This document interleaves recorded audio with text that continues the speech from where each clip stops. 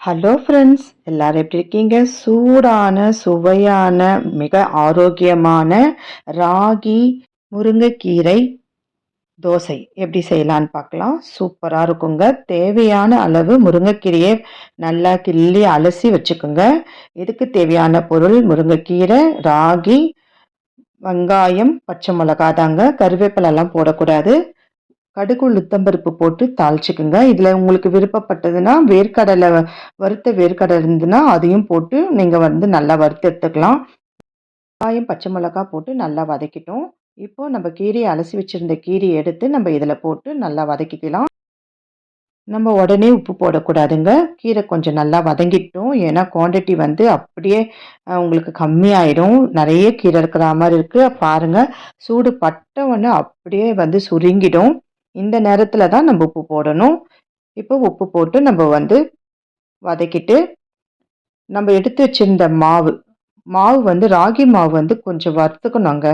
நல்லா கொஞ்சம் ஃபஸ்ட்டு ஜலிச்சிடுங்க. ஜலிச்சுட்டு லைட்டாக வறுத்துட்டு உங்களுக்கு எவ்வளோ தேவையோ அதை எடுத்து நீங்கள் பாத்திரத்தில் வச்சுக்கோங்க. இப்போ கொஞ்சம் அந்த கீரையை கொஞ்சம் நம்ம மூடி போட்டு மூடுறேன். கொஞ்சம் ஆவியில் கொஞ்சம் வேகட்டும். முருங்கைக்கீரை இல்லையா, கொஞ்சம் வெந்ததுன்னா நல்லாயிருக்கும். இப்போ மாவில் நம்ம தேவையான அளவு தண்ணி போட்டு கரைச்சி எடுத்துக்கிறேன்.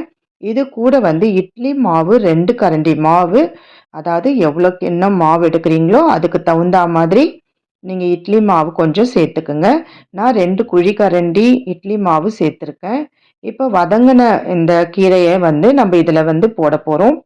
எந்த கீரை வேணாலும் போட்டு செய்யலாங்க. ரொம்ப ரொம்ப ஆரோக்கியமான இந்த ரெசிபி நீங்கள் காலையில் நேரத்தில் டிஃபனுக்கு, அதாவது இட்லி தோசைக்கு பதிலாக நம்ம இது மாதிரி சாப்பிட சொல்ல ரொம்ப நல்லாயிருக்கும். கொஞ்சம் உப்பு இருக்கான்னு பார்க்குறேன். இன்னும் கொஞ்சம் உப்பு போட்டு கலந்துட்டு, ஏன்னா மாவில் நான் உப்பு போடலை, அதனால இன்னும் கொஞ்சம் உப்பு போட்டு கலந்துட்டு, நான்ஸ்டிக் கடாய் இருந்ததுன்னா இந்த மாதிரி போட்டு சுடுங்க. இல்லைன்னா தோசை கல்லில் போட்டு கூட நீங்கள் சுடலாம். மூடி போட்டு மூடிடணும். மேல் மாவு கண்டிப்பாக வேகணுங்க. எப்படியும் நம்ம திருப்பி தான் போட போகிறோம். இருந்தாலும் அந்த மூடி போட்டு நம்ம மூடுறதுனால அந்த அனலில் மேல் மாவும் வெந்துடும், அடிமாவும் வெந்துடும். உங்களுக்கு ஈஸியாக இருக்கும். ஒரு 5 நிமிஷம் கொஞ்சம் மீடியம் ஃப்ளேமில் போட்டு வேக வைங்க. ரொம்ப ஹை ஃப்ளேமில் வச்சிங்கன்னா உள்ள மாவு வேகாது.